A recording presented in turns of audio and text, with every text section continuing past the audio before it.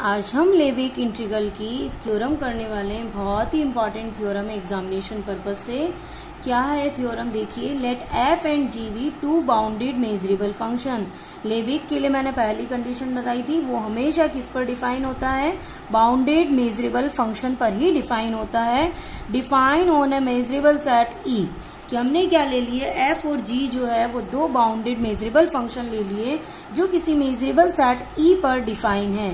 Then हमें क्या proof करना है, फर्स्ट पार्ट में प्रूफ करना है f plus minus g is Lebesgue integral and integration of f plus minus g d x, integration of F x d x, integration of g x d x, ये Lebesgue integral है।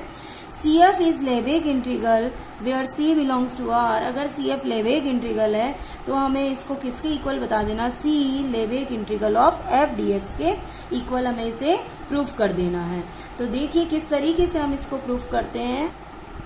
Yes, समझिएगा इसका proof किस तरीके से करेंगे।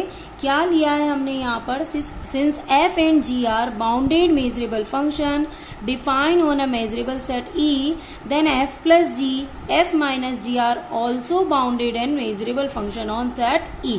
क्योंकि हमारे पास क्लोजर की प्रॉपर्टी होती है कि अगर f और g बाउंडेड मेजरेबल फंक्शन है तो f प्लस g और f माइनस g भी क्या होंगे, बाउंडेड मेजरेबल फंक्शन हमारे पास हमेशा होंगे। हमने यहाँ पर क्या देख लिया, this imply f plus g f minus g are Lebesgue integral on E।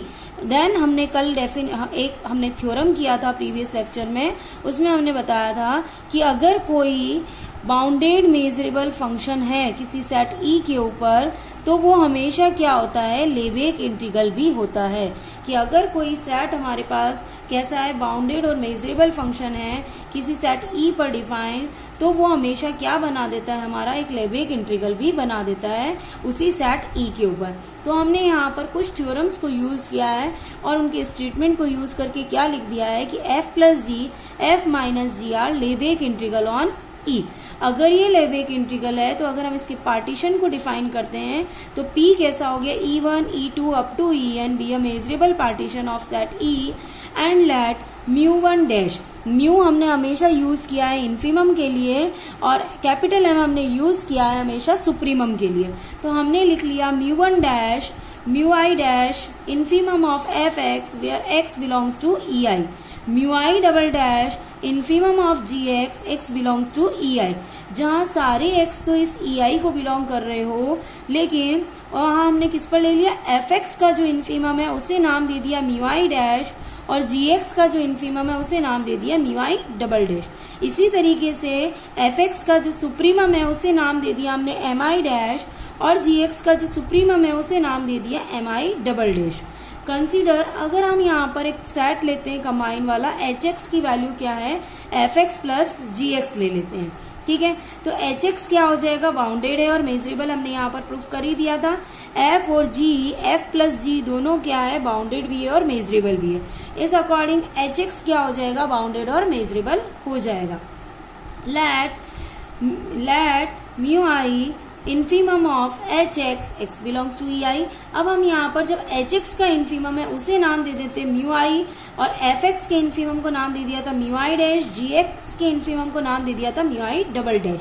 Same इसी तरीके से सुप्रीमम में हमने लिया था तो hx के सुप्रीमम को हम नाम दे देते हैं कैपिटल mi।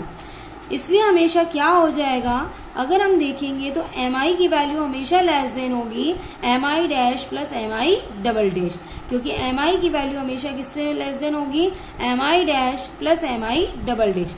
अगर ऐसी वैल्यू डिफाइन है, हम उन पर अगर मेजर अप्लाई कर देते हैं, मेजर अप्लाई करके अगर समेशन बना देते हैं तो ये हमारे पास क्या बन जाएंगे, लेवेक सम को डिफाइन कर देंगे।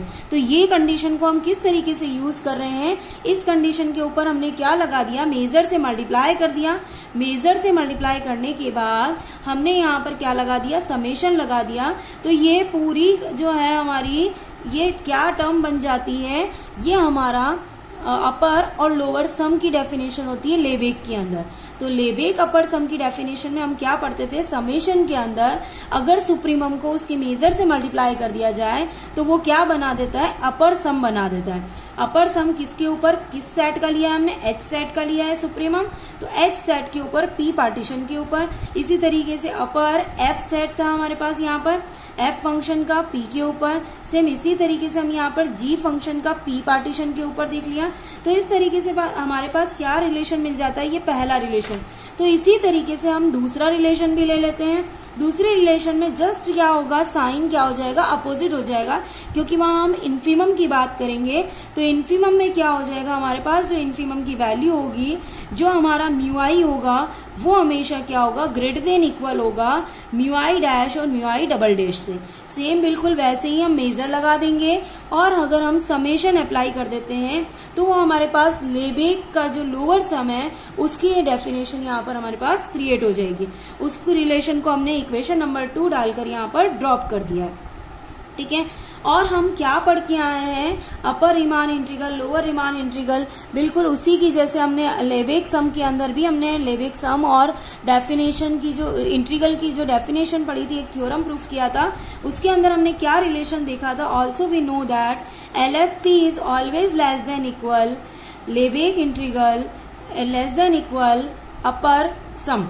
हमेशा ये रिलेशन हमारे पास ट्रूथ होता है। तो हम इसी की जैसे ये एफ पढ़ लिया, बिल्कुल वैसा ही हम जी के लिए भी लिख लेते हैं और इसी तरीके से हम एच के लिए भी यहाँ पर एक रिलेशन इसका लिख लेते हैं। अब देखिए हम किसका यूज कर रहे हैं, first, second and fifth. First, second and fifth equation को अगर हम यूज करते हैं तो LHP की जगह हमारे पास क्या वैल्यू आ जाती है, LHP का मतलब क्या हो जाता है, लेस देन इक्वल के साइन में हमारे पास क्या बन जाता है, LFP प्लस LGP। बिल्कुल इसी तरीके से फिफ्थ के अंदर UHP की वैल्यू जो है वो फर्स्ट इक्वेशन से बना लेते हैं, तो क्या बन जाती है, UFP प्लस UGP बन जाता है और बीच में हमारा जो लेबेक इंटीग्रल है वो एज इट इज यहाँ पर हम फॉरवर्ड कर देते हैं। देन देखिए ऑन एडिंग 3 एंड 4, अगर 3 और 4 को हम ऐड कर लेते हैं तो हमें क्या मिल जाता है, LFP plus LGP less than equal integration of Lebesgue integral of fx Lebesgue integral of gx less than equal UFP plus UGP। ये लेफ्ट साइड जो है, राइट साइड जो है, उनके सम को इस फॉर्म में हमने अरेंज करके यहाँ पर लिख दिया है। ठीक है, अब देखते हैं अगर 6 एंड 7 इक्वेशन को हम यूज करते हैं साथ में, तो देखते हैं कि 6 और 7 इक्वेशन से क्या मिल जाता है। ये जो पूरा पार्ट है ये किससे लेस देन आ रहा है, HX dx से। तो हम इस पूरे पार्ट की जगह क्या लिख सकते हैं, HX dx लिख सकते हैं। आप ये वाला पार्ट देखेंगे तो भी HX dx से हमारे पास एक रिलेशन है। तो हमने क्या देखा, एग्जैक्टली ये वाला पार्ट जो है ये किसके इक्वल आ जाता है, क्योंकि ये पार्ट HX dx जो है हमारा इंटीग्रल जो है, हमारा लेबेक इंटीग्रल जो HX पर डिफाइन है उससे छोटा भी है और उससे बड़ा भी है। तो हम यहाँ पर देखते हैं तो ये क्या हो गया, हमारे HX dx इंटीग्रल से छोटा भी है, HX dx इंटीग्रल से बड़ा भी है। इसका मतलब ये क्या बन जाता है, 6 और 7 इक्वेशन को अगर हम यूज करते हैं तो ये पार्ट हमें क्या मिल जाता है, इक्वल मिल जाता है। और यही हमें प्रूफ करना था। Since f is bounded measurable function therefore each c belongs to R। अब हमें क्या प्रूफ करना है, सेकंड पार्ट। सेकंड पार्ट के लिए भी हम देखते हैं कि CF is also bounded measurable function on set E। अगर f हमारे पास बाउंडेड मेजरेबल फंक्शन है तो इसे किसी कांस्टेंट से मल्टीप्लाई करें अगर CF, तो वो भी क्या होगा, बाउंडेड मेजरेबल फंक्शन होगा। और अगर CF बाउंडेड मेजरेबल फंक्शन है तो वो हमेशा क्या होगा, लेबेक इंटीग्रल तो होगा ही होगा। Now we have to show that, अब हम क्या शो करने जा रहे हैं, CF(x) dx अगर हम लेबेक इंटीग्रल ले रहे हैं CF का तो वो किसके इक्वल हो जाता है, C कांस्टेंट को बाहर निकाल देते हैं, लेबेक इंटीग्रल ऑफ fx dx के इक्वल हो जाना चाहिए। अब हम यहाँ पर 3 केसेस कंसीडर करेंगे। पहला केस लेते हैं C इक्वल 0। जब C की वैल्यू 0 है देन कोई प्रॉब्लम ही नहीं है, ये रिजल्ट क्या हो जाएगा, ऑब्वियस हो जाएगा। बट जब हम C की वैल्यू ग्रेटर देन 0 लेते हैं, ग्रेटर देन 0 में हम हमेशा क्या कंसीडर करते हैं, अगर C की वैल्यू ग्रेटर देन 0 ले रहे हैं तो हम इस सेट को किस तरीके से डिफाइन कर लेते हैं कि ये क्या इंटीग्रल देगा, सुप्रीमम ऑफ लोअर हमारे पास CFP बन जाएगा। ठीक है, हमने क्या ले लिया, इसका लोअर सम ले लिया, किसका, इसका। तो लोअर हमने डेफिनेशन लिख दी है जस्ट हमारे लेबेक इंटीग्रल की, कि हमने जैसे हमने रीमान इंटीग्रल की डेफिनेशन में पढ़ा था कि किस तरीके से हम उसके सुप्रीमम को और उसके लोअर सम को किस तरीके से इंटीग्रल से रिलेट करते हैं, बिल्कुल वही डेफिनेशन हमने फिर से यहाँ पर यूज करी है। तो हमने क्या लिख दिया कि इंटीग्रल क्या होता है, हमेशा supremum of lower sum of this term. तो हमने उसको उसी पार्टीशन पर हमने डिफाइन कर दिया।